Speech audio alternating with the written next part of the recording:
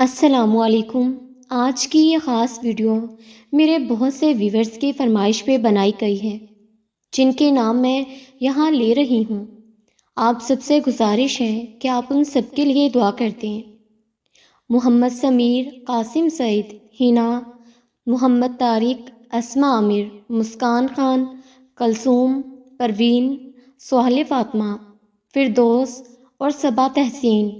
آپ سب سے گزارش ہے کہ ان سب کے لیے دعا ضرور کر دیں۔ اللہ تعالیٰ ان تمام لوگوں کی حاجات کو پورا کر دیں اور ان کی محبت کو ان کا محرم بنا کر انہیں عطا فرما دیں۔ ان کی حاجت اور دعا کی قبولیت میں جو بھی رکاوٹ یا آزمائش ہے، اللہ تعالیٰ اپنی رحمت سے دور فرما کر آسانیاں پیدا کر دیں، اور جو بھی اپنی دعاؤں کی قبولیت کے لیے تہجد کی نماز ادا کر رہے ہیں، اللہ تعالیٰ ان کے لیے جلد سے جلد کن فرما دیں اور ان کا انتظار ختم کر دیں، ان کا انتظار مختصر کر دیں۔ آپ سب سے بھی گزارش ہے، آپ جب تہجد کی نماز ادا کریں، ان سب کے لیے دعا لازمی کر دیں۔ انشاءاللہ اللہ تعالیٰ کسی ایک کی دعا کے وسیلے سے سب کی حاجات اور دعائیں ضرور قبول فرمائیں گے انشاءاللہ۔ اللہ تعالیٰ سے عاجزانہ دعا ہے، جس مان اور حسرت کے ساتھ آپ مجھے دعا کے لیے کہتے ہیں، اللہ تعالیٰ آپ کا مان اور آپ کی حسرت کبھی نہ ٹوٹنے دے۔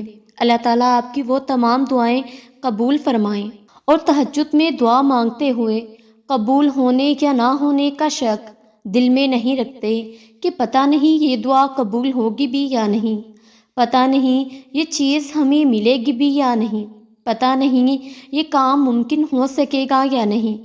یہ سارے خدشات تو تمہاری ذات کے ہیں۔ اللہ تعالیٰ کی ذات تو اس سے کہیں زیادہ وسیع ہے۔ وہ تو معجزوں کا بادشاہ ہے۔ وہ جب چاہے گا حالات بدل سکتا ہے، وہ جب چاہے دل بدل سکتا ہے، وہ جب چاہے لا حاصل چیز سے نواز سکتا ہے، وہ جب چاہے نصیب بدل سکتا ہے۔ اللہ وہ سب کر سکتا ہے جو تم نہیں کر سکتے۔ تو جس کی ذات لامحدود ہے، اس سے محدود دعائیں کیسی؟ اپنے اعمال دیکھ کر نہیں، اس کی شان دیکھ کر مانگو۔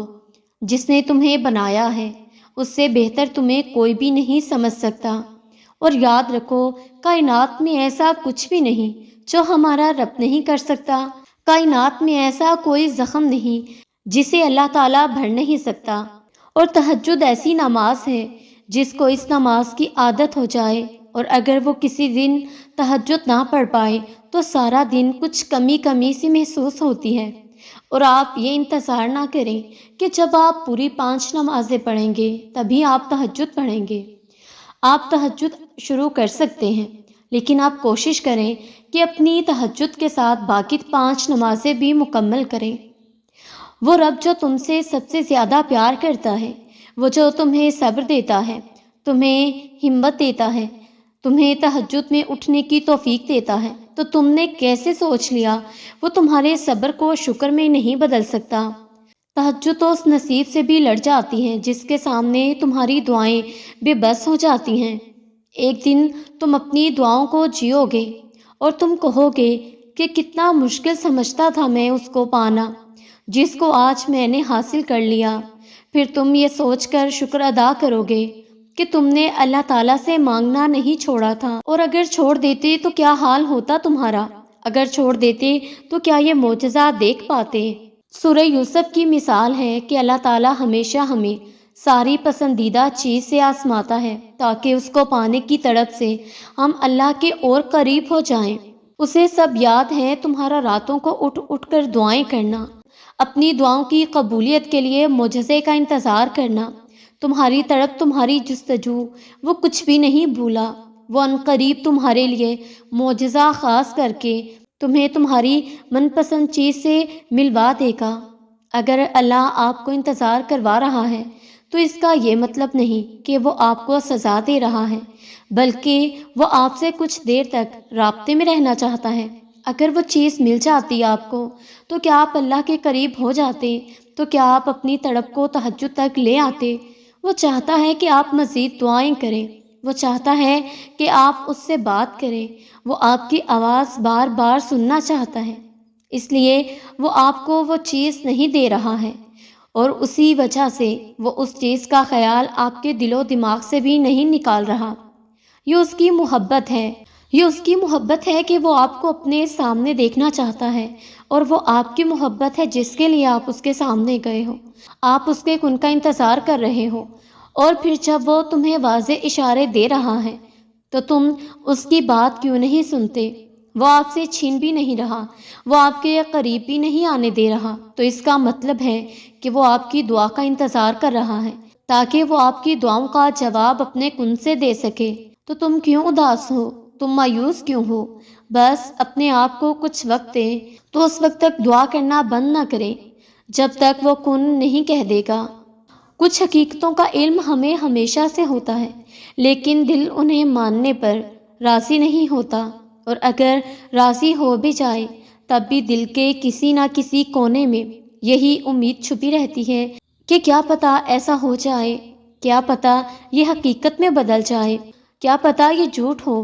ہماری یہی حرکت ہمیں نہ جانے کتنی دیر تک بے سکون رکھتی ہے۔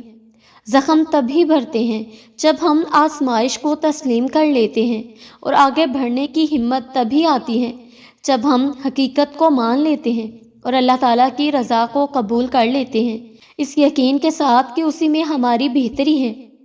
یہی ہمارے لیے بہترین تھا۔ آسان کچھ بھی نہیں ہوتا، چیزیں مشکل ہوتی ہیں، لیکن روز روز کے رونے سے بہتر ہے کہ ایک ہی مرتبہ جی بھر کر رو لیا جائے اور اللہ کی مصلحت پر آمین کر لیا جائے، کیونکہ اس کے سوا کوئی چارہ بھی نہیں ہوتا، ورنہ انسان عمر بھر تڑپتا رہتا ہے اور شکوہ خدا کرتا رہتا ہے، یوں اپنے اوپر بھی ظلم کرتا ہے اور اللہ کے انتخاب کی بھی توہین کرتا ہے۔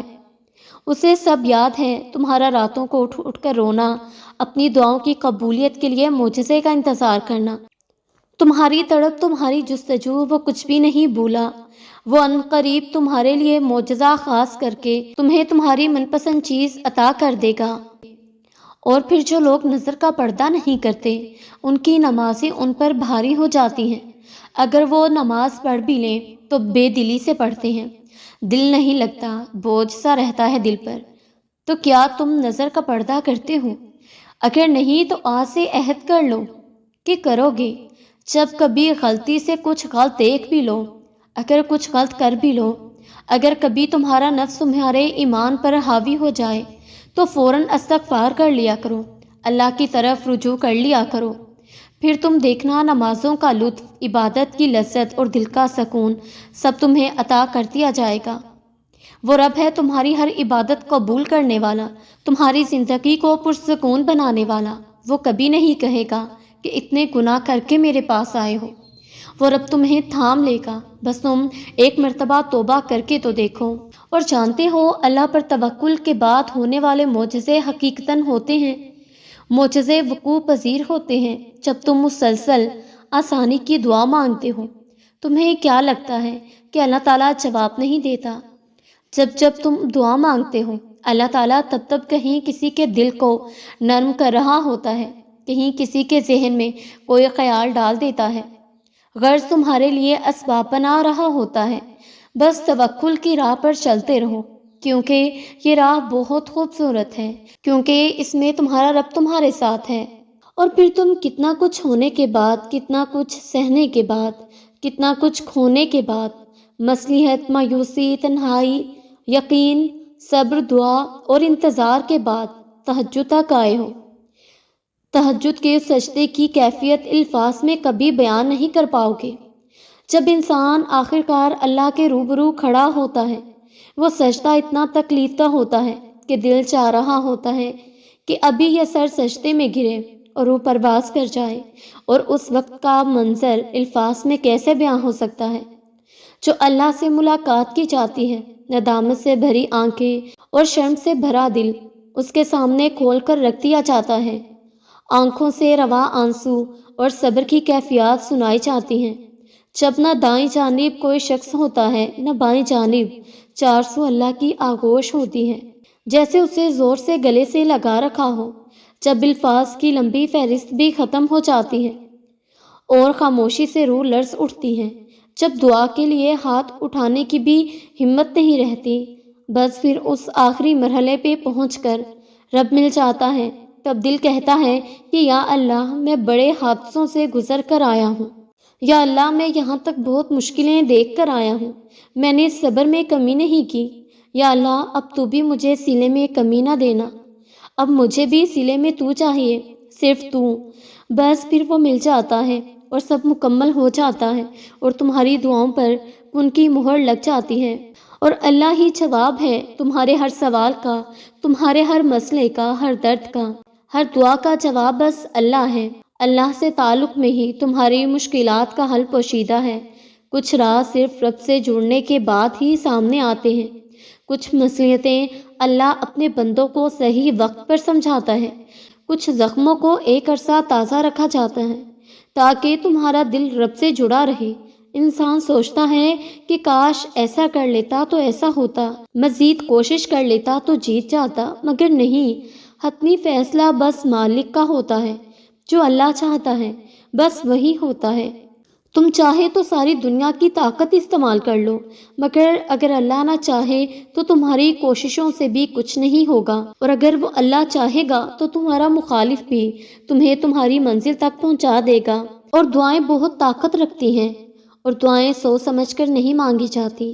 نہ محرم سے محرم ہونے کی دعا کرنا حرام نہیں ہے، محبت مانگنا حرام نہیں ہے، محبت کی پاکیزگی کی دعا کرنا حرام نہیں، سکون مانگنا حرام نہیں، دعا کی طلب کرنا حرام نہیں ہے۔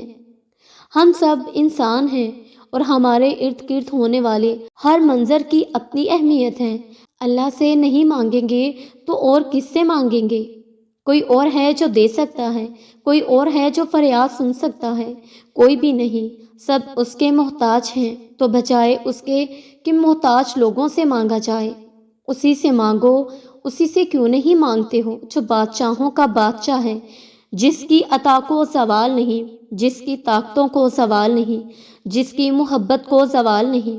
طلب کچھ بھی ہو، اس کو یہی بہت پسند ہے کہ میرا بندہ میرے پاس آیا ہے، اور یہی بات اسے اتنی بھا جاتی ہے کہ وہ ہر چیز سے نواز دیتا ہے، اور اللہ اور بندے کے درمیان کسی بھی چیز کا پردہ نہیں رہتا۔ تمہارے رب نے اختتام تمہارے لیے بہت خوبصورت لکھ رکھا ہے۔ تمہارا مقدر تمہاری زندگی نہیں بناتا، تمہارا توکل تمہاری زندگی بناتا ہے۔ تمہارے پاس اب بھی دعا کا اختیار موجود ہے، تمہاری کہانی اب بھی ختم نہیں ہوئی، تمہاری توفیق ہی قبولیت کی سب سے بڑی دلیل ہے۔